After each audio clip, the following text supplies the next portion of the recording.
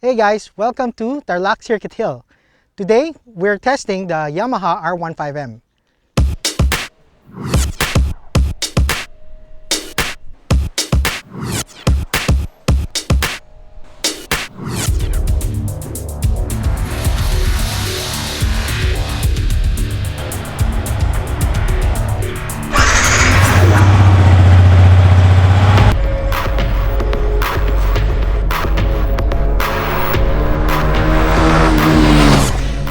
The Yamaha R15M is an entry-level sport bike with real racing pedigree, taking after its bigger siblings the Yamaha R1M, R6, and R7.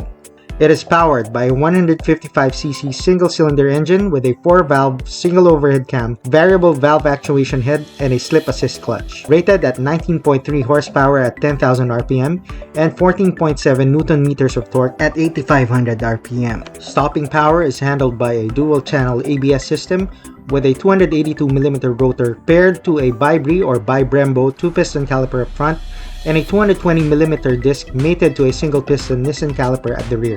An electronics package with 2 riding modes, track and street, with traction control now comes standard with a quick shifter for ease of use and faster shifting times. The Yamaha Y-Connect feature is also on board. A full LCD dash and LED lighting all the way around with daytime driving lights ensure visibility at all times.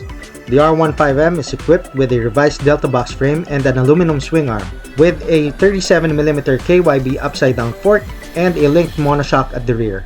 Tires are 180/17 and 140/70/17 for the rear IRC Road Winner tires.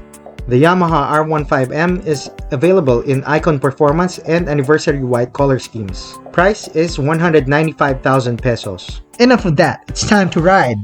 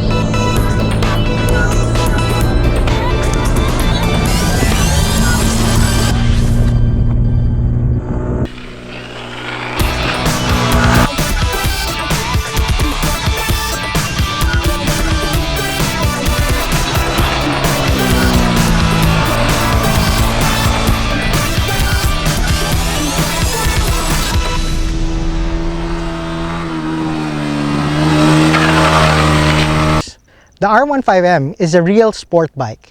Riding it here at Tarlac Circuit Hill, it's a revelation. Hindi siya nagkukunwaring sport bike lang, yung puro forma. Ito, tunay ito. You can take it out on the track, have a good day with it, maybe buy some better tires, improve the suspension. It's a perfect track weapon. So for those of you who are looking to get into sport riding or track riding, this would be a perfect motorcycle for you because it wouldn't break the bank. Yung kakulangan niya, when you're really pushing it on the corners, pagka talagang tinutulak ko na siya, mabilis na, doon ko nararamdaman nagsiskip na. The rear started to chop on one of the corners here when I was trying to really lay it down on its ear.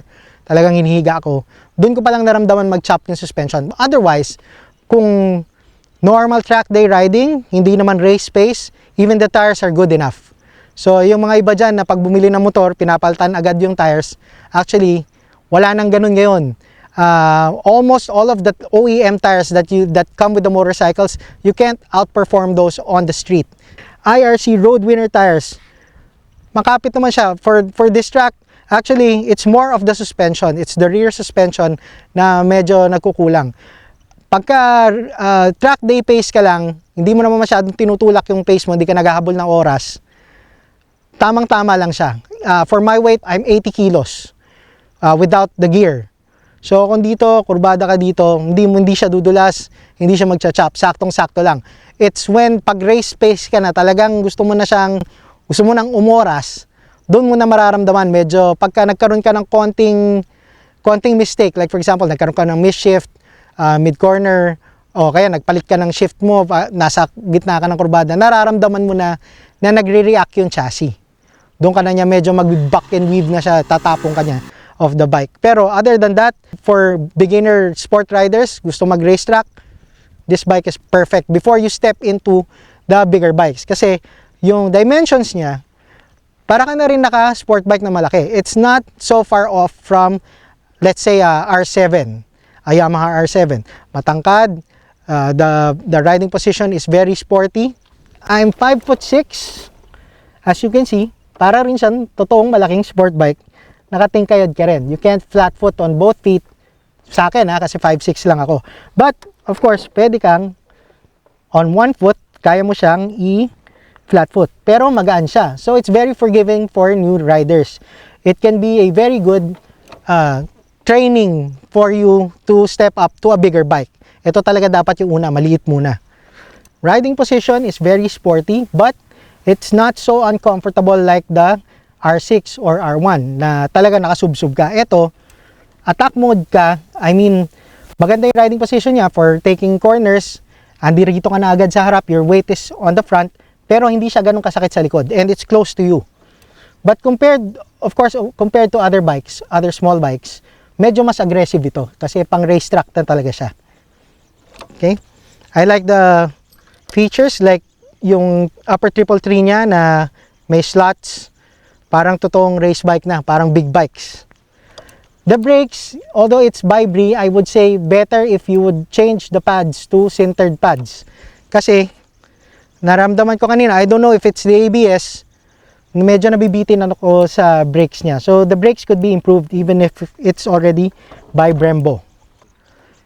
When we talk about power, the R15M is only a 155cc. So it's not so intimidating like when you start out with a big bike like say a 600 and R6.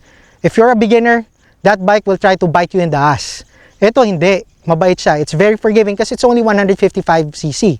So actually the traction control in this bike is not really, you don't really need it because the power is not there.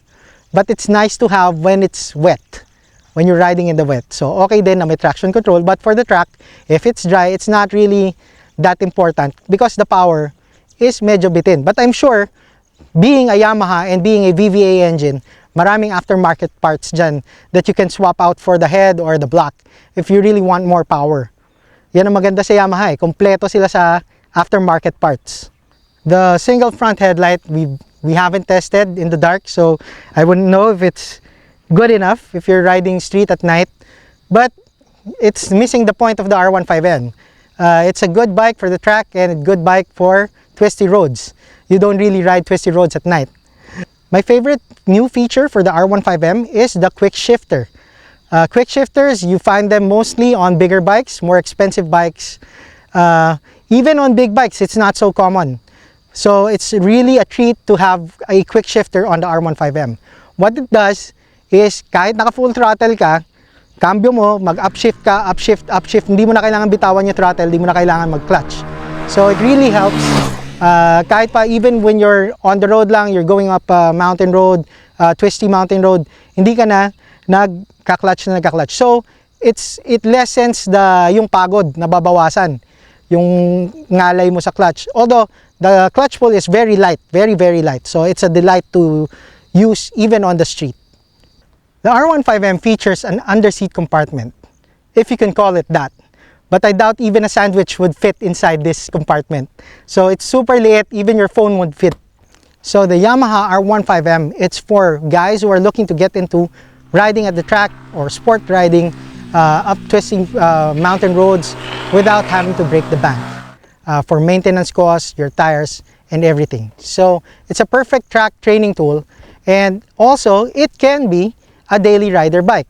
Although, be prepared nga to have achy risks and back. This is John Mendoza for C Magazine and Wheel2Wheel. See you next time.